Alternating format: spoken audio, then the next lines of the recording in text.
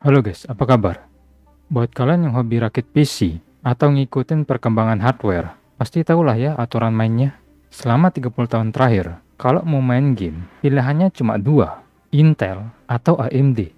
Dunia PC gaming itu seolah-olah dikunci di arsitektur x86. Mau sekencang apapun chip di HP kalian, dia nggak bakal bisa dipakai buat main game PC. Tapi, di awal Januari 2026 kemarin, aturan itu akhirnya berubah. Coba kalian lihat ini. Cyberpunk 2077 dilaporkan bisa jalan tembus di atas 200 FPS di sistem berbasis ARM. Tapi, kita harus lurusin dulu biar nggak salah paham. Angka gila ini dicapai menggunakan hardware development kelas monster bernama NVIDIA DGX Spark, dan ini berjalan lewat emulasi di tahap eksperimental. Tapi poin pentingnya adalah game x86 seberat ini ternyata bisa jalan lewat emulasi di arsitektur ARM, jenis arsitektur yang sama dengan yang ada di HP kalian, dengan performa yang tinggi. Tanggal 8 Januari 2026 kemarin, Ubuntu ngerilis fitur baru yang namanya Steam Snap for ARM 64. Ini adalah paket software yang ngebundle Steam dengan teknologi penerjemah bernama VexEmu. Mungkin sekilas ini kedengarannya teknis banget, tapi sebenarnya ini tuh kode keras dari Valve dan Ubuntu. Kalau tembok arsitektur PC gaming yang sudah berdiri puluhan tahun akhirnya mulai goyah. Di video kali ini, kita bakal bahas teknologinya. Kita lihat game apa aja yang udah jalan selain Cyberpunk 2077. Dan kenapa ini bisa jadi bocoran besar buat spesifikasi Steam Deck 2 nanti.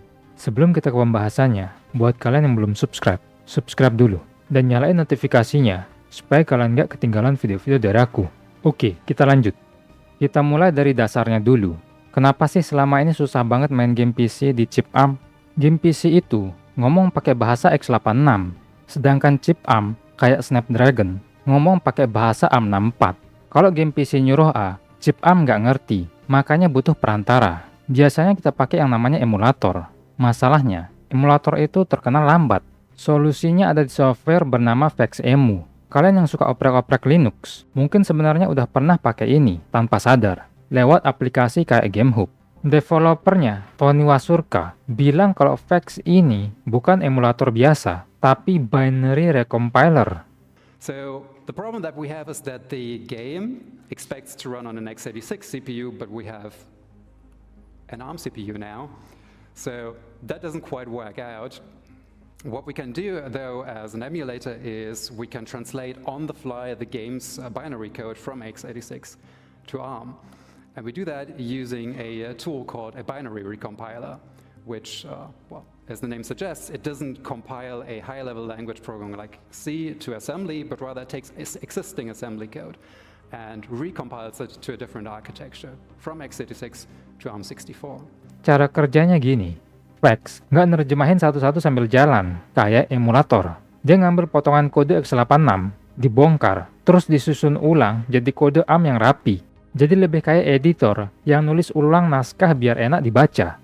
Terus ada satu trik lagi yang bikin performanya bisa tembus 200 FPS di Cyberpunk tadi.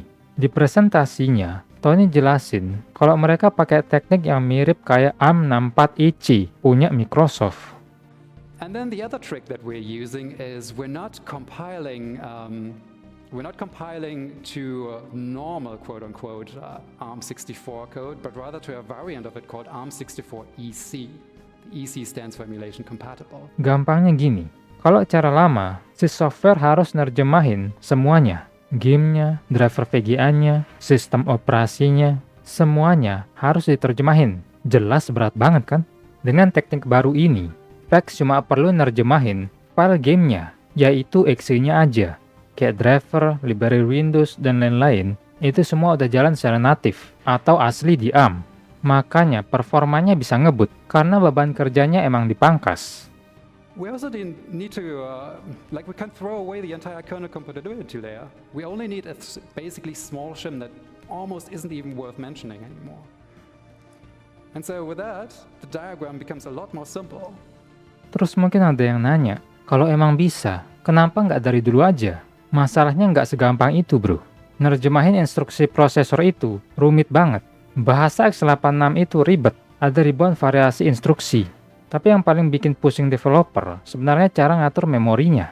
Di presentasinya, Tony ngasih contoh kasus yang sering bikin game crash. Bayangin ada 2 tugas. Tugas A, hitung angka. Tugas B, kibarin bendera. Kalau udah selesai, di prosesor x86, urutannya ketat banget. Hitung dulu, baru bendera naik, aman. Tapi di prosesor ARM, demi efisiensi, chipnya suka inisiatif sendiri. Dia bisa mikir kayak gini, naikin bendera dulu deh, ngitungnya belakangan aja. Akibatnya, game ngelihat bendera udah naik, dia pikir data udah siap, pas diambil, isinya masih kosong. Ya crash lah gamenya. Buat ngatasin ini, PAX harusnya masang penghalang, biar ARM nggak buru-buru. Tapi penghalang ini bikin performa turun. Untungnya, tim PAX nemuin celah unik. Mereka nemuin pola khusus yang dipakai di hampir semua game buatan Unity Engine. Mereka bikin hack khusus. Kalau PAX nemu pola game Unity ini, dia bakal matiin penghalang tadi, karena dia tahu itu aman. Hasilnya, game-game Unity jadi jalan mulus banget. Tapi yang namanya teknologi baru, pasti ada kurangnya. Kekurangan utamanya sekarang, ada di kode cache atau tempat penyimpanan kode. Pas kalian pertama kali buka game, rasanya bakal berat atau loadingnya lama banget.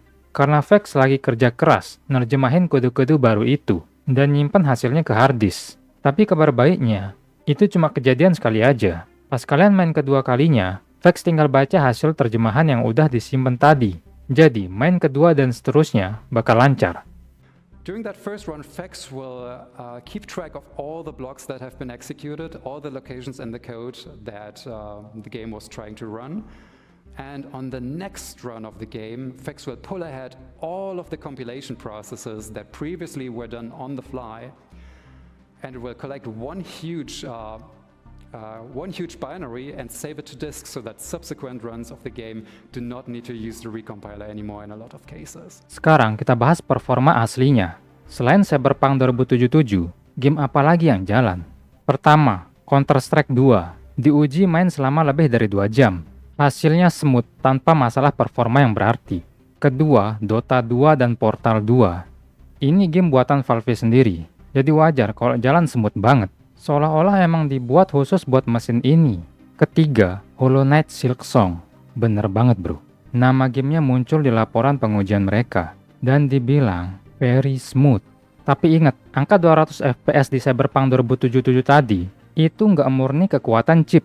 Itu dibantu fitur DLSS, lewat Proton. Satu lagi catatan penting, meskipun ini kabar baik, statusnya masih eksperimental beta. Kalau kalian sekarang punya laptop, Qualcomm Snapdragon X terbaru. Steam Client ini malah belum bisa jalan dengan benar karena ada isu teknis spesifik.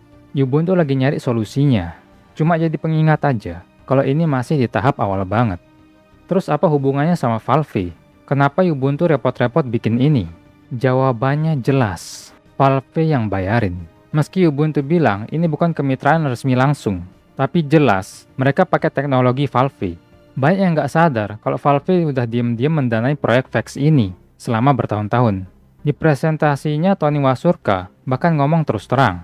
Perhaps this is also a good point to disclose. They've actually been putting actual money into this project, so a couple of developers of PAX, me included, were actually paid to improve PAX, so none of this would have really been possible without Valve's monetary support, so thanks again a lot for that. Pertanyaannya, ngapain Valve buang duit jutaan dolar buat teknologi yang nggak dipakai di Steam Deck sekarang?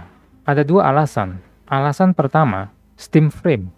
Kalau kita lihat spek di situs resminya, prosesornya pakai Snapdragon 8 Gen 3, arsitektur ARM64. Kenapa Valve milih ini? Jelas karena efisiensi. Kalau mereka maksa pakai chip Intel atau AMD di headset seringan ini, muka kalian bisa kebakar. Tapi masalahnya, game VR di Steam itu rata-rata game x86. Disinilah PAX jadi penyelamat. Biasanya, kalau developer mau bawa game ke platform lain, kayak dari PlayStation ke PC, mereka harus melakukan proses porting. Dengan PAX, semua keribetan itu hilang. Headset ini bisa langsung main ribuan game Steam yang udah ada tanpa developer harus capek-capek bikin ulang gamenya. Alasan kedua, persiapan buat Steam Deck 2. Pierre-Luc Griffiths pernah bilang kalau mereka lagi nunggu lompatan teknologi sebelum bikin Steam Deck 2. Chip ARM sekarang, efisiensinya makin ngeri. Dengan nyiapin PAX dari sekarang, Valve sebenarnya lagi bangun pondasi. Jadi nanti pas mereka mau rilis Steam Deck 2, mereka bebas milih. Mau tetap pakai AMD, ayo. Mau pindah ke ARM juga, ayo. Mereka nggak mau terkunci sama satu brand chip doang. Terus, dampaknya apa buat kita yang mungkin nggak beli VR? Di artikel GameSpot yang judulnya, Valve diam-diam mendanai berbagai program open source yang dibutuhkan untuk menjalankan game Windows di HP. Poinnya adalah, supaya kita bisa main game Steam di HP, tablet, atau laptop ARM di masa depan. Vax ini sifatnya open source, artinya gratis dan bisa dipakai siapa aja. Beda sama Apple yang punya teknologi mirip, namanya Rosetta 2, tapi dikunci cuma buat produk Apple. Valve justru ngasih ini ke publik. Ini ngebuka kemungkinan menarik di masa depan. Bayangin, 3-4 tahun lagi, chip HP Android kalian udah makin kencang. Terus ada yang bikin aplikasi Steam buat Android, yang di dalamnya udah ditanam Vax. Kalian tinggal install Steam di HP, terus mainin game PC kayak Cyberpunk tanpa perlu streaming. Semuanya jalan langsung di hardware HP kalian. Batas antara game PC, konsol, sama mobile bakal hilang.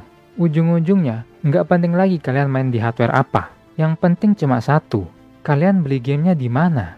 Udah jelas, jawabannya selalu di Steam.